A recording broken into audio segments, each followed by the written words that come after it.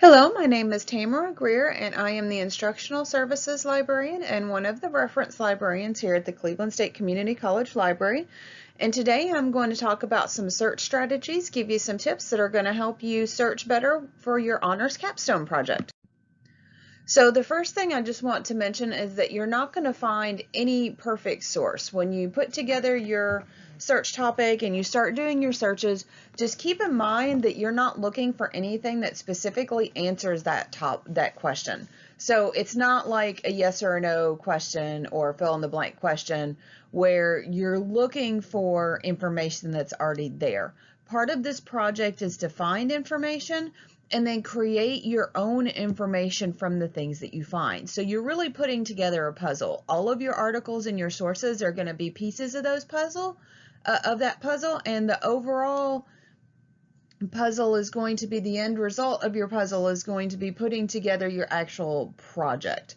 So if you were to find something that exactly matches what you're looking for, then you're actually going to need to look at your research topic, look at your research question, and say, okay, if I can find something that perfectly matches this, I probably want to look for something else because someone else has already done this exact research.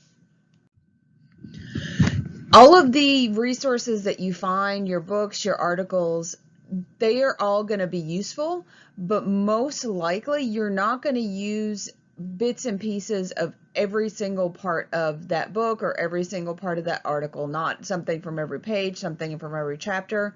Again, you're thinking about it like a puzzle, so you're looking for pieces to put that together. And as you read your sources, as you read the things that you're finding, expect that your knowledge is going to grow, that your knowledge is going to change. The way that you think about your project is going to change. You may even decide to change part of your research topic or part of your research question and go in a little bit different direction. And that's okay. That's actually what's supposed to happen when you do research. Again, you're creating something unique to you. So if you have an idea originally and then you find things from other people, that idea may change. So you may go ahead and change your topic. I also want to be very clear about the fact that it is very likely that the research is going to take a lot longer than you expect it to. Google has kind of spoiled us all. We do lots of personal searches every day. We always go out to Google, and the average time for a Google search is actually under 10 seconds. Most people don't look at more than one result. Most people don't go to the second page of a Google search results. So we're really spoiled in that respect, and that's our personal life, and that's fine in our personal life in most instances, but this is an academic project, so it's going to take longer for you to do the research than you think it is. Go ahead and plan that accordingly. Actually plan more time than you think something is going to take. That way you're not trying to, at the last minute, get all of this research done and just completely run out of time to do it. Part of making that timeline plan is talking about interlibrary loan. Some of you guys may not have heard of interlibrary loan before, and basically this is just a way that libraries increase the things that we can actually loan out to our patients by coordinating with other libraries across the country and saying, okay, you have this book or you have this article and one of my patrons would like to use it, and then they send that to us and we loan it out to you. That's a great way to do things. It's really helpful. It's helpful if you're looking for a topic that perhaps a lot of people at Cleveland State haven't done before. We can look in other places for that information. But the reason we're talking about it now, and the reason I really recommend you look for some of these interlibrary loan objects before, at the very beginning of your search, is because it can take some time to get to us. Interlibrary loan articles generally only take maybe 3 or 4 days, but if we're talking about a book, think about that process. You have to find the book. We have to then request it from the library that has it. It depends on where that library is. If you find a book that's in Chattanooga, yeah, it may only take a week or so to get to us. If, however, you find a book that's out in California, That's going to take significantly longer to get here. So if you think you might use ILL for something like books, then I really recommend that you take the time to do those searches at the beginning. So the way that you're going to find items to request for ILL is you're actually going to go out to Worldcat, and Worldcat is just a library catalog that most libraries have agreed to put all of their catalog information into, so all of their item information into, and then allow that information to be searched by other organizations. So we have a link to Worldcat on the library webpage via CougarNet. We really recommend that you use that just because it makes it easier for you to find things. It lists it in where it is located geographically. The only caveat I would put to that is when you log in from the Cleveland State page, make sure you're checking to see where the item is located, because Worldcat will actually put the stuff at Cleveland State at the very top of that list. If you're looking for ILL stuff, you may have to go a couple of pages in. Once you have found something on Worldcat, you're just going to fill out one of our ILL request forms, either the article form or the book form, and those are actually right above the Worldcat block on the CougarNet page. So that just walks you through all of the information our ILL specialist needs to request that book or that article for you. And it's a really quick process. It takes maybe 5 minutes. And actually, as we look at our picture, you'll see that there is also an intercampus loan, and it says Athens Center right beside that. So that is if someone in Athens has found a physical book that's in the Cleveland State Collection, but it's in the Cleveland branch, then you guys can actually fill out that intercampus loan form, and someone at the main Cleveland library will go pull that book off the shelf, and we will put it in the intercampus courier service, and you can actually pick that up in Athens. So that's a great way, a great option for anybody that is actually working on this project out of the Athens Center. Another thing that I want to talk about is the importance of saving your research, and I cannot overstress the importance of saving your research. There's a couple of reasons for this. Sometimes your professors will actually want to look at that source that you found. Sometimes the databases will not give you page numbers. If you're just reading the item from the database, you'll actually have to save the PDF to get the page numbers. And then it makes it much easier for you to find the resource again if you save it, as opposed to if you're just going out to the database every single time. So you likely won't read your sources just one time. You'll likely have to read them over and over and over again. So going out to the database every time is going to be really time consuming, and sometimes it's going to be even hard to find the document after that first time. And obviously if you're reading it from a database, you can't make notes on a database, whereas you can make notes on a PDF. You want to actually, I recommend that you save the document to your computer in some way, actually download it. That way you can get to it whether you have internet or not. You can get to it whether you're on campus or not. If you're going to the doctor's office and you want something to do out in the waiting room, then you can actually read that document from your computer there. So make sure you're saving it in some way. And I recommend that you actually download it to your computer or to your phone, whatever you're using. That way you have it everywhere you go, no matter whether you have internet. The other thing is you're going to be starting with a particular research topic, but you're actually going to be narrowing that down as you go through. If you just start with a very basic research topic, the amount of sources that you get back is going to be just ridiculous. And I know, again, we're used to seeing that in Google. We put in a Google search and we see 15 million results, and we don't worry about that because we don't have to look at all of those results. With a library search, you actually need to look at all of the results that you get, because you just never know what you're going to need really until you put your eyes on it. So you want to make sure you get very narrow set of results. So it's fine to start with something a little bit more broad, but you're going to want to start narrowing it down as you go along. You only want to add one topic or concept into your search at a time, The reason that you're doing that is because when you get into the library databases, if you put multiple concepts or multiple terms in at the same time, and you start out at 50,000 results and you keep putting stuff, or you put a bunch of stuff in, you get to 2 results, you have no idea which of those terms you just put in narrowed it down so much that now you have nothing to look at. So we really recommend that you use one concept at a time. That way, when you hit that problem, you only have to go back and take one concept out instead of taking the whole bunch out. As you're starting to narrow things down, some of the narrowing choices are going to be pretty easy to define once you looked at your research. If, though, you're having trouble narrowing something down, you can ask yourself who, what, where, when, why, or how. You can also ask yourself about a population demographic, something like age, race, sex, or profession. Just really think through your research topic, look at what you've already gotten, and see what kind of things you're missing, what kind of things you can add in to make a more precise search. We're also going to talk really quickly about source progression, meaning what kind of items you should be looking for at the start of your search, as opposed to what kind of items you should be looking for at the end of your search. You should be starting your search with very general information. So you're going to be looking for dictionaries and encyclopedias. Basically what you're doing is you're looking for information that's going to help you form your search to get to the more precise information.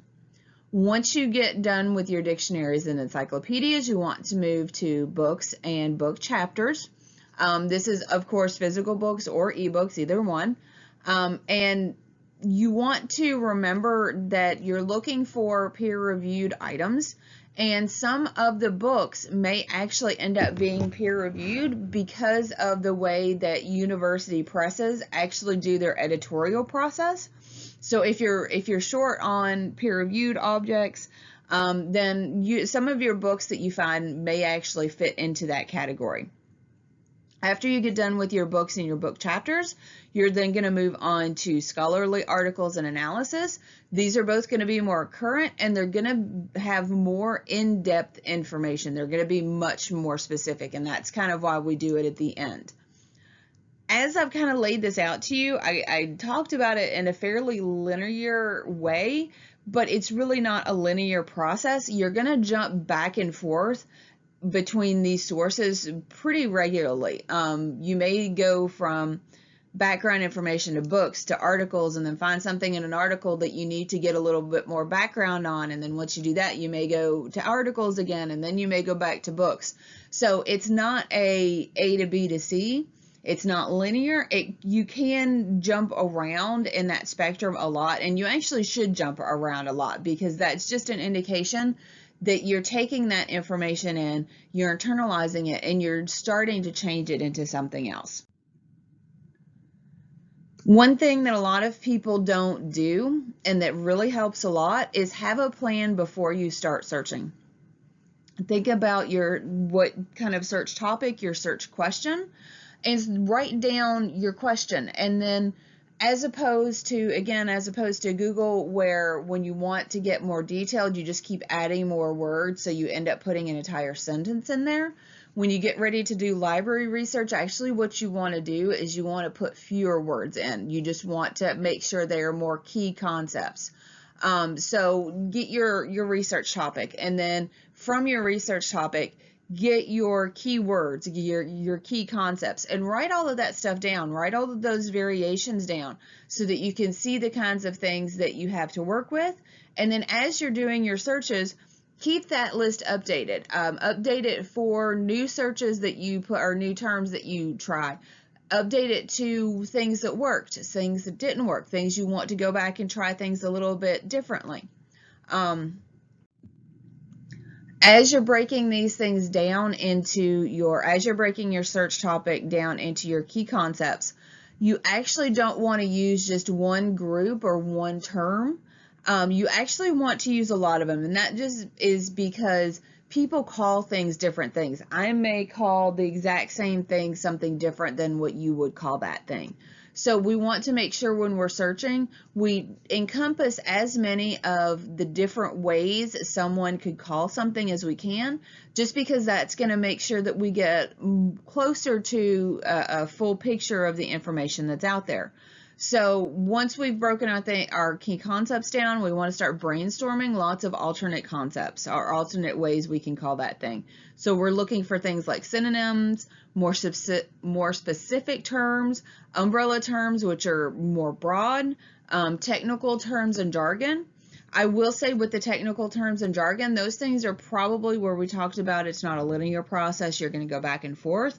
The technical terms and the jargon is probably what's going to cause you to go back to something a little bit more frequently. Those are the things you're more likely to find as you get into the research process. And with Google, I know this is one of those things we're all very comfortable with the internet. We all have our favorite search engine. Most people use Google. You might use Bing. The nature of the project you guys are getting ready to work on, though, really means that you don't need to be using a Google search at all. You really need to be focusing in on your library information. Most of the things on the internet are not peer reviewed. So most of the things on the internet are built for a general audience. They're not built for an academic audience. They're not built to be rigorously looked at by experts in a particular field.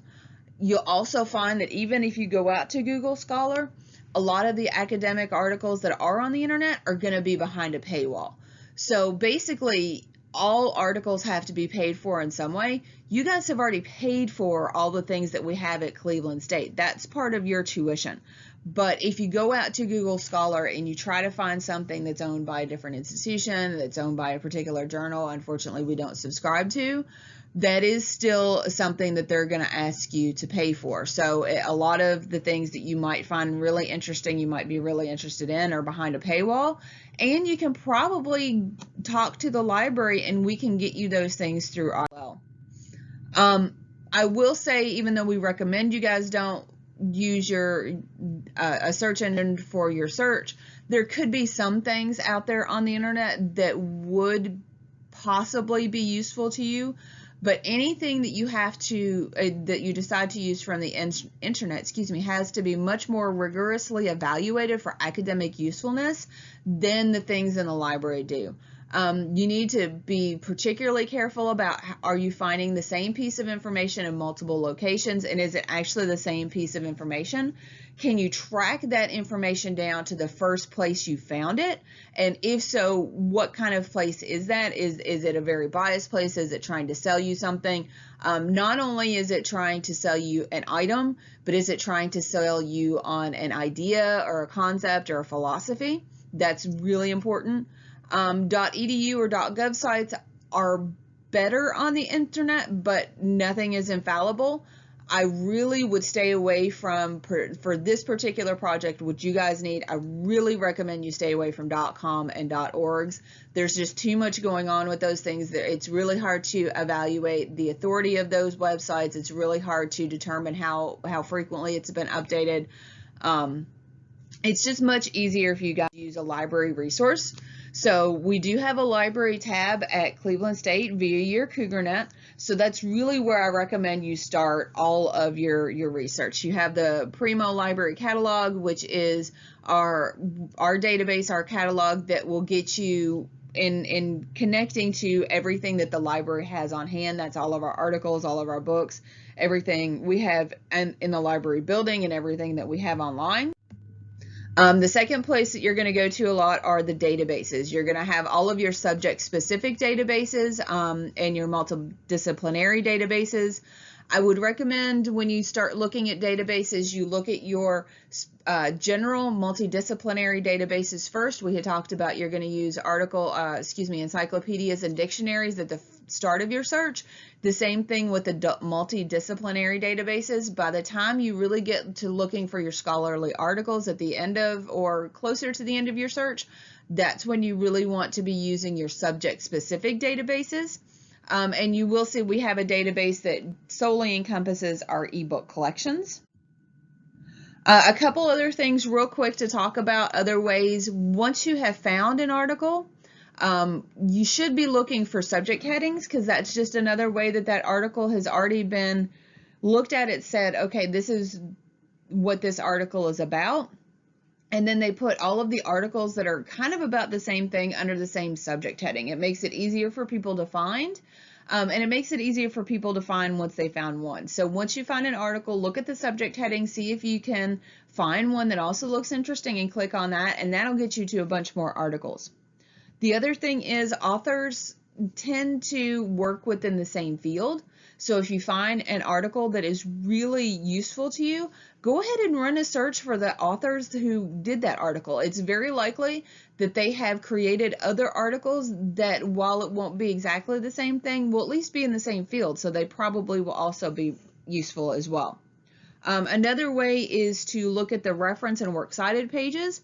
Those are great ways. Those are all of the articles that have been used in the one you were looking at. So if the one you're looking at is really useful, then you can go through that reference page or that works cited page and find other things that they have already found that led them to the conclusions that they have. And you can read them and put them in a slightly different context because you're looking for slightly different information. So use the reference in the works cited pages to see if there's any articles that you think look interesting, and then look those articles up. So I have thrown a lot of information at you guys in a not super short period of time, but for the information we've gone over, and there's a lot more out there. So if, as you are getting into your research, you have any questions, that's what the librarians at Cleveland State are for. We're here to help you. So you will see on our CougarNet page, we have our library hours, both our in-person hours, our email and phone, and our chat hours. Unfortunately, we took this picture of the CougarNet page during the intersession, so our hours will actually be later once we get into the semester, so just keep that in mind. It does have our CougarNet page does have our email address as well as our phone number, so there's lots of ways for you to get hold of us, and we really would love to help you out with this research project. So I hope you guys have a really good research process, and please let us know if there's anything that we can do to help.